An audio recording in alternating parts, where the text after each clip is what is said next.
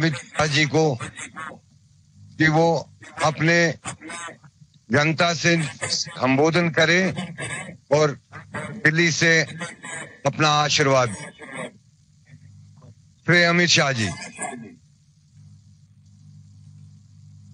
आज इस पवित्र कार्यक्रम में उपस्थित श्रीमान मनोज सिन्हा जी, माननीय उपराज्यपाल जम्मू कश्मीर संघ राज्य क्षेत्र के, श्री तेजस्वी सूर्या युवा सांसद बेंगलुरु लोकसभा के, डॉक्टर वी.आर. गौरीशंकर, श्री मुकुंदानंद जी ब्रह्मचारी ज्योतिर्मठ, श्री विष्णुप्रियानंद जी ब्रह्मचारी द्वारिका मठ, श्री अरविंद रैना जी भारतीय जनता पार्टी जम्मू कश्मीर के अध्यक्ष महोदय, श्री रविंद्र पंडिता जी संस्थापक सेव शारदा समिति के,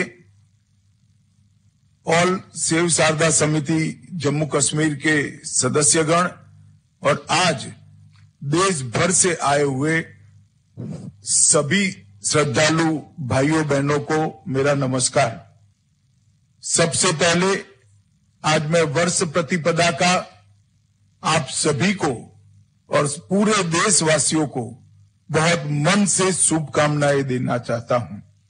आज ही के दिन हम सबका नया वर्ष शुरू होता है और उसी नए वर्ष के शुभ दिन पर आज पुनः निर्मित माता शारदा का मंदिर की अब आज से श्रद्धालु को लिए खोल दिया गया है। ये संपूर्ण भारत के श्रद्धालुओं के लिए बहुत शुभ संकेत है।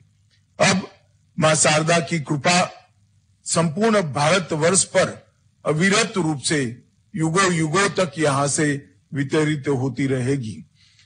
मैं आज यहां पर आ तो नहीं पाया हूं आप लोगों के साथ, परंतु निश्चित रूप से जब भी मैं जम्मू कश्मीर आऊंगा मेरे दौरे की शुरुआत मैं पुनः निर्मित माता शारदा देवी के मंदिर में शीश झुकाकर ही करूंगा। आज यहां पर श्रद्धेय संतों और ब्रह्मचारियों की उपस्थिति में ये जो एक छोटे से कार्यक्रम में मां शारदा के मंदिर को लोगों के लिए खुला मुका रखा जा रहा है, वो एक नए युग की शुरुआत है। यह केवल माता शारदा देवी जी के आशीर्वाद और हम सबके समुचित प्रयास से ही संभव हो पाया है। इसलिए मैं श्री रविंद्र पंडिता जी और इसके लिए संघर्षशील सभी श्रद्धालुओं को बहुत बहुत शुभकामनाएं और अभिनंदन देना चाहता हूं कि इतने सालों का आपका संघर्ष आज परिणाम लेकर आया है। मित्रों, आज डॉक्टर हेडगेवार जी आरएसएस के संस्थापक की जन्मतिथि है और महान स्वतंत्रता सेनानी सूर्य सेन जी की भी जन्मतिथि है। आज गीता प्रेस के संस्थापक हनुमान प्रसाद पोद्दार जी की पुण्यतिथि भी है। ये तीनों महानुभावों को मैं प्रणाम कर उनको श्रद्धांजलि देना चाहता हूं। आज इस मंदिर की वास्तुकला और निर्माण शारदा पीठ के तत्वाधान में पौराणिक शास्त्रों के अनुसार किया गया है।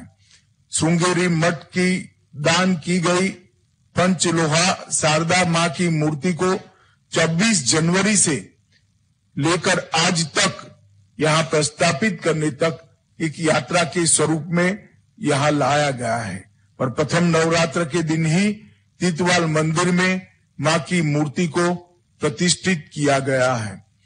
ये कदम सिर्फ एक मंदिर का पुनर्निर्माण नहीं है, शारदा सभ्यता की खोज की एक शुरुआत है और मैं मानता हूं यहीं से फिर से एक बार व्यक्ति की चेतना को ब्रह्मांड की अनंत चेतना के साथ जोड़ने वाले ज्ञान का जमीन पर उतरने की शुरुआत होगी। एक जमाने में भारतीय उपमहाद्वीप में शारदा पीठ ज्ञान का केंद्र माना जाता था।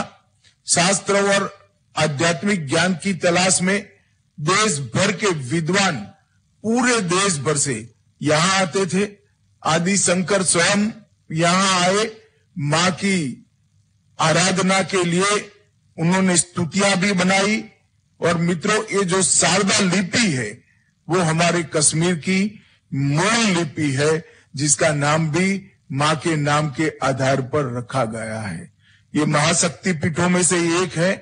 हमारी कथाओं के अनुसार सती का दाहिना हाथ यहाँ पर गिरा था और सागर मंथन के बाद जो अमृत निकला वो भी देव की कृपा से मैना यहीं पर लेकर आई थी।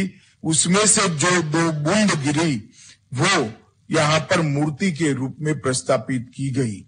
ऋषि सांडिल्य के एक खोज को आज फिर से एक बार श्रृंगेरी पीठ के विद्यमान शंकराचार्य जी की कृपा से आज पूरा देश मूर्तिमंत होते हुए देख रहा है।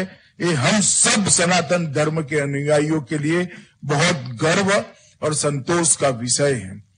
मित्रों, आज यहाँ पर जब सभी भक्त आए हैं, रविंद्र पंडिता जी ने कहा है कि करतारपुर कॉरिडोर के पेटर्न पर शारदा पीठ को भी जल्दी से यात्रा के लिए खोल दिया जाए।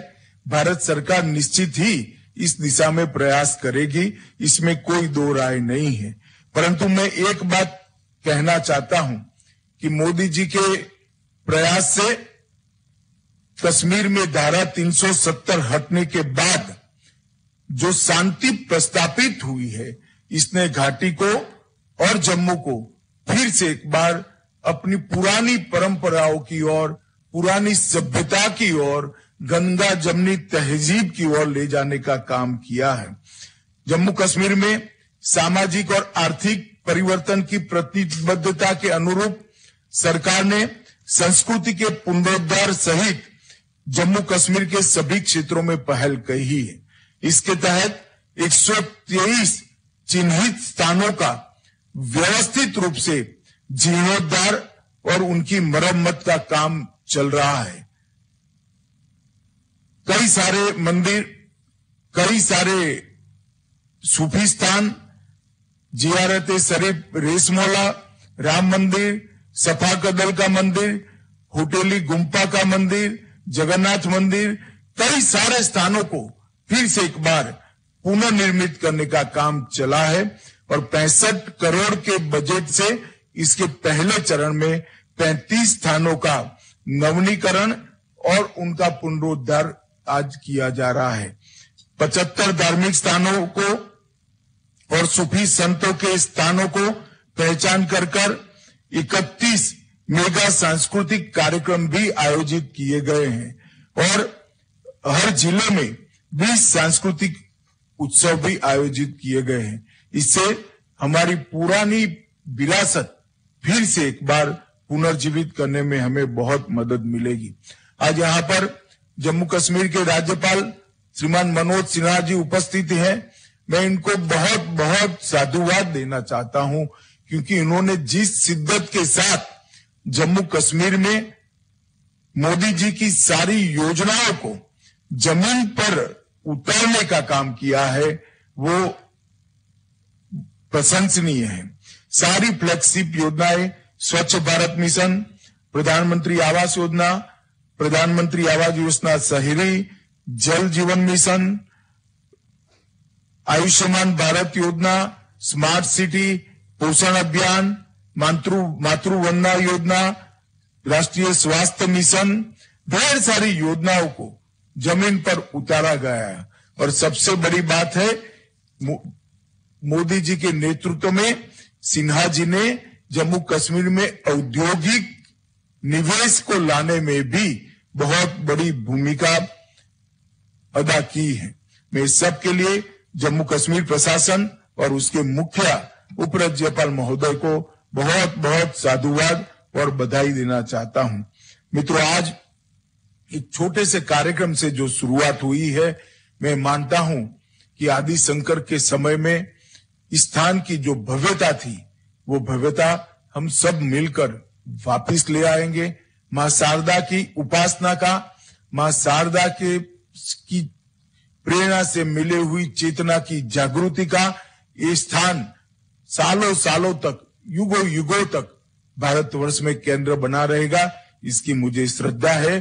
फिर से मैं एक बार श्रृंगेरी पीठ के अभी के शंकराचार्य के श्री चरणों में प्रणाम कर उनसे आशीर्वाद मांगकर, उनका धन्यवाद कर मेरी बात को समाप्त करता हूं। और रविंद्र पंडिता जी के नेतृत्व में सारे जो लोग सिविल सोसाइटी के इस स्थान के पुनरुद्धार के लिए दोनों ओर के, पाक ऑक्यूपाई कश्मीर में और यहाँ पर जम्मू कश्मीर में, ये सभी लोगों का मैं अभिनंदन कर मेरी वाणी को विराम देता हूं। वंदे मातरम। भारत माता की जय।